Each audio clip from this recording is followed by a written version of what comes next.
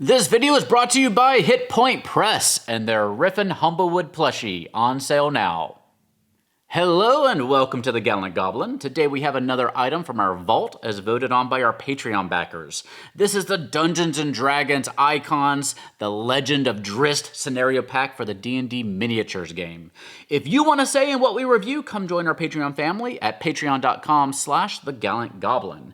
This set has a big old white dragon, Icingdeath himself, two medium-sized minis including Drizzt, a battle map, and a scenario. This came out way back in 2007 when Spider-Man 3 ruled the box office and American Idol dominated on television.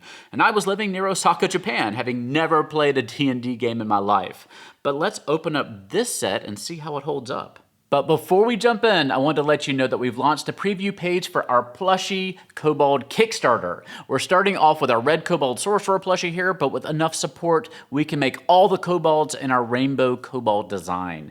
I think these are phenomenal plushies. We went through several iterations and manufacturing partners until we found one that met our quality standards. You can visit the link in the eye in the corner of your screen up there to sign up to be notified when we launch the Kickstarter. But for now, let's take a closer look at this classic set.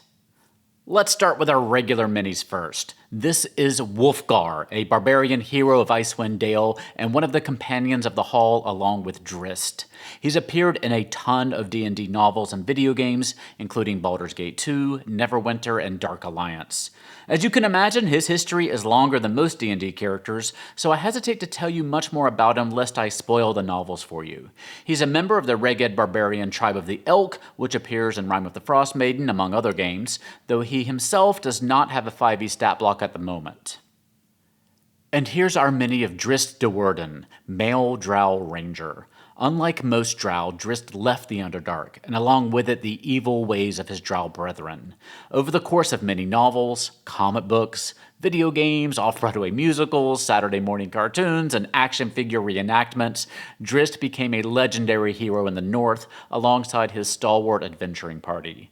So Drizzt doesn't have an official stat block in a 5th edition book yet, but a writer at D&D Beyond did create one recently, which we'll link to below. And Chris Perkins posted one on Twitter a few years ago after playing Drizzt in an Acquisitions Incorporated game at PAX. Now the star of the show is Icingdeath, an ancient white dragon. The first thing I noticed about this mini was the incredible ice effect on his wings, which I've never really seen before. They did such an excellent job of sculpting this mini to make it look like his wings are made from sheets of frosted ice. It is so good. And the scales look to be coated in snow. Icingdeath was the nickname of the dragon Ingelok Asti Mizilian. Say that 5 times fast. All 3 of these characters appeared in the book The Crystal Shard by R.A. Salvatore, which was originally published in 1988 and is now considered book 4 of the Legend of Drizzt series.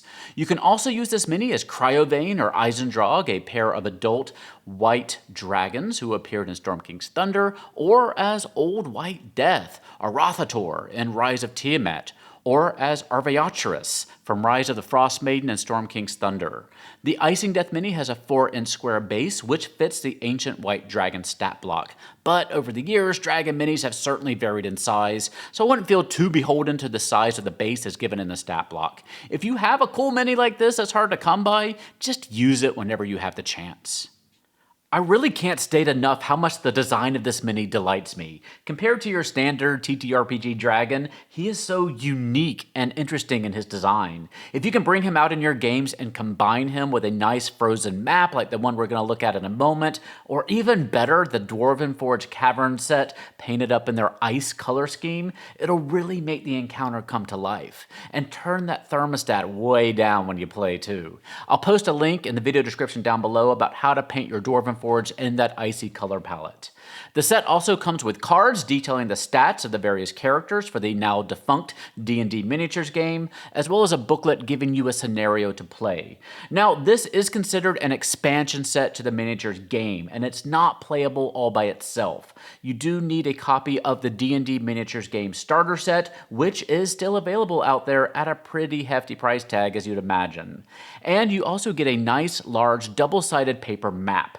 It measures 34 by 22 inches with 1-inch squares drawn in there for you.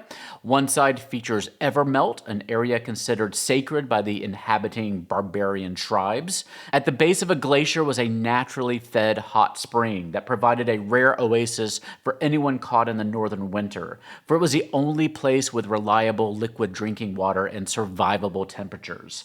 On the back, we have Icingdeath's lair. You'll notice both sides feature little symbols indicating rough terrain, army starting zones, and other miniature gameplay features. You can, of course, use these maps in your regular 5e D&D games as well. And another nice touch is that the box insert itself can double as a little icy battle map with some elevation.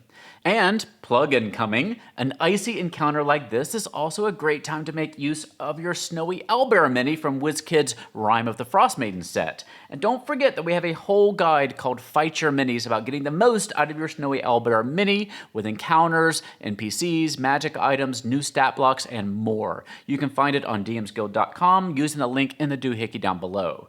Now, this is the part of the video where I usually tell you about the price of an item, but this came out of our vault and they certainly aren't making it anymore. You can still find some on the aftermarket, but they aren't cheap.